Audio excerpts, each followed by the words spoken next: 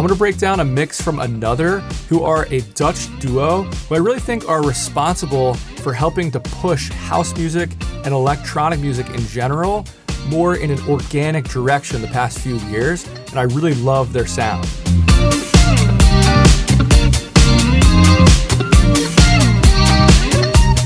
So this is the track I'll be breaking down in this video, but a lot of the things I'm gonna talk about really apply to ANOTR's full catalog, not just this song. But let's start by talking about the drums, and then we'll move on to the bass, and then the guitar and instruments, and then we'll talk about the vocals last. So to kick it off with the drums,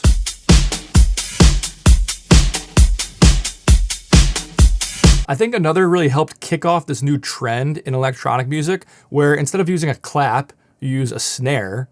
And instead of using like an upbeat open hi-hat, you use eighth note hats. So if I isolate the hats, you can see they're an even eighth note rhythmic pattern, but most of house music actually doesn't use that. They just have an open hat on the upbeat.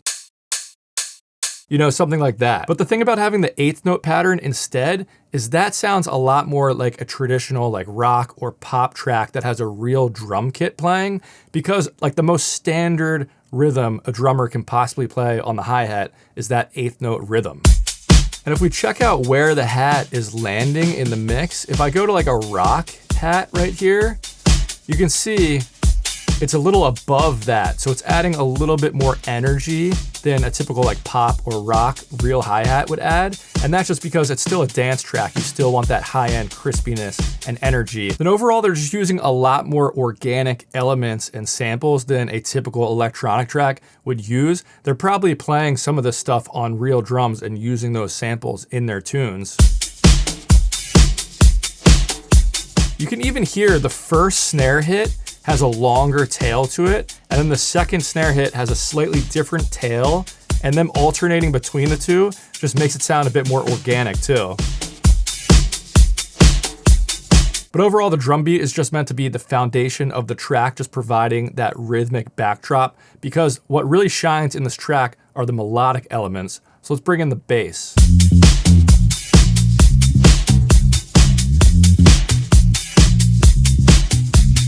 Now I'll get rid of this reference line for a second, and if we look at where a typical like rock bass guitar would sit, that's exactly where the bass in this track is sitting. And that tonal shape is exactly what a real bass guitar looks like. I don't have a real bass here, so I'm just gonna use a real bass guitar sample. But the difference is, to make room for all those other elements in the track, they definitely heavily filtered the bass. And that's a little bit more like the bass from the actual song.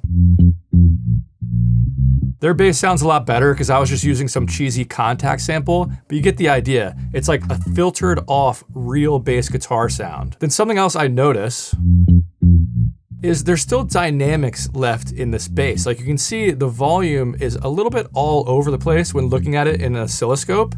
And if you were looking at like a typical electronic bass line, the volume signal would be a lot more even than this, but this track sounds more organic. You want it to sound more real. And what helps with that is not adding as much compression to certain elements like this. So why did they filter the bass this much? Like, why not let more of the higher frequencies through? Well, to answer that, we gotta talk about the instruments and synths in the track.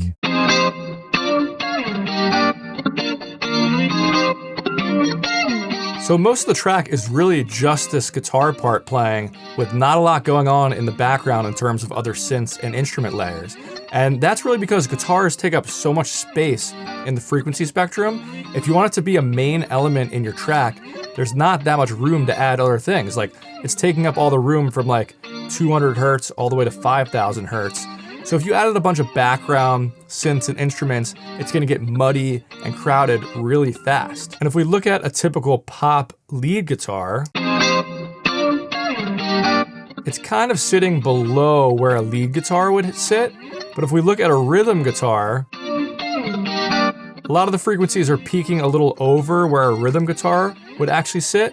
So they found this nice middle ground between a lead guitar and a rhythm guitar because this guitar is such a main element in the track. They want it to be towards the front of the mix. I think there's a good lesson here. When you have a main element that you want people to remember, don't crowd it up with a bunch of other layers. Like, let it come through, let it be loud in the mix, but don't crowd it out with a ton of other layers that are gonna make it sound muddy. And I think a lot of the feeling from the track comes from this delay on the guitar. It's like an 8th note delay like this.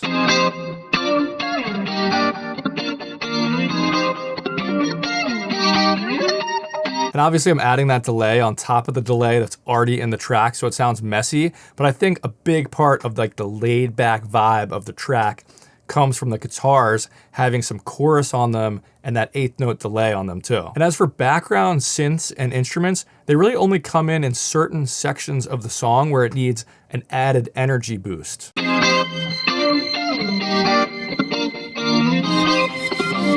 But even then, they're like very much background elements, and the guitar is still supposed to be the main part.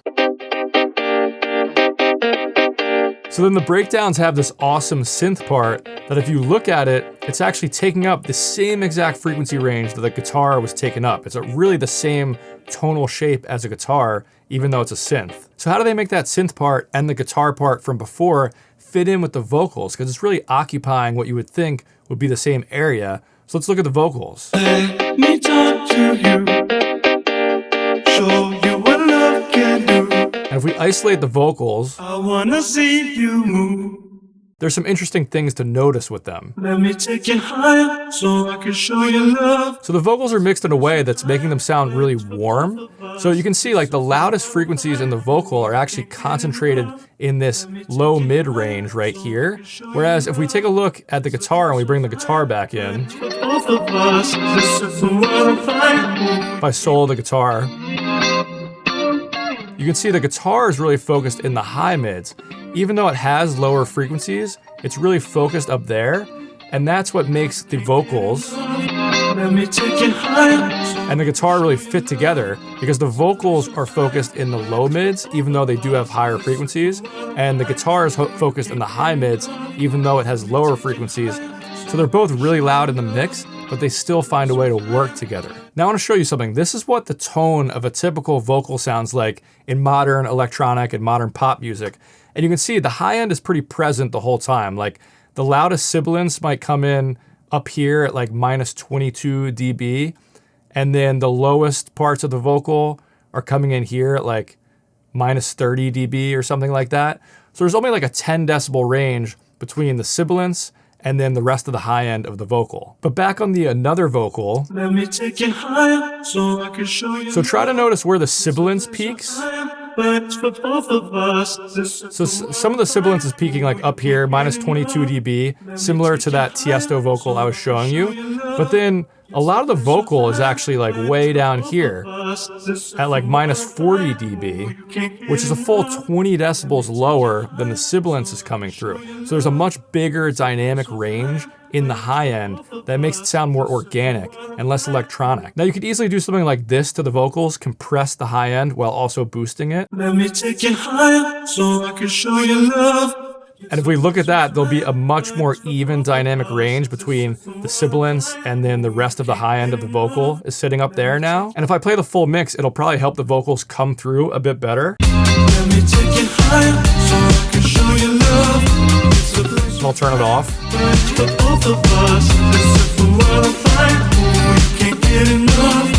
Let me take you higher so I can show you love. But that kind of kills the warm, organic vibe of the track. If anything, I would make that a lot more subtle and just do like a couple decibels of boost and compression. Let me take you higher so I can show you love. But again, the track doesn't really need it. It sounds good already because it has that warm vibe to it and doesn't have too much high end in the vocals. Then just like the guitar, I think a big part of the sound of these vocals is the 8th note delay that's on it throughout the whole track. Let me take you higher so I can show you love. It's a place of time, but it's for both of us. The delay on that and the guitar together like puts the whole track in this like echoey space that gives it the laid back vibe. So I'll play the full track again, but I think the main things to remember are this.